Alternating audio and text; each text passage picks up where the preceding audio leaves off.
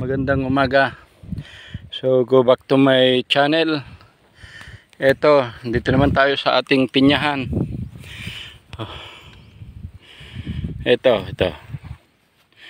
So dito naman tayo sa ating pinyahan para linisan. Preparation para sa pagbubunga niya at para ma-avoid na yung sunog.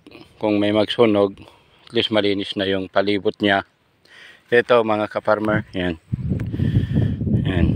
Pinalibutan ko na lang na may damo man sa gitna niya, pero konti na lang. Hindi na pwedeng pupunta sa gitna niya kasi masasaktan na yung pinya natin.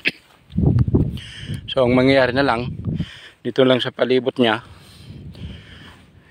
doon, para malinis lang siya at magandang tignan. Tapos para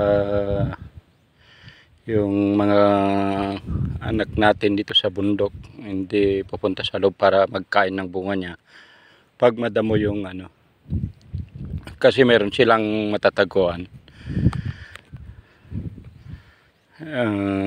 Yun lang mga ka-farmer, ang sekreto ko na naman sa magbubunga na pinya ko.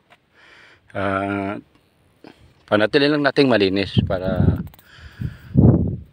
maganda yung pag-ani at walang sagabal yung paglaki pa ng ating pinya at sa kanyang ibubunga.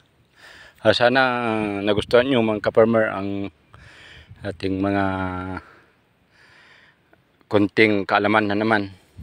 Huwag kalimutan na malaging manalangin sa taas, sa Panginoon, na gabayan at subaybayan, ingatan ang ating mga pananim. Yun lang, at maraming salamat mga ka-farmer at magandang umaga sa ating lahat.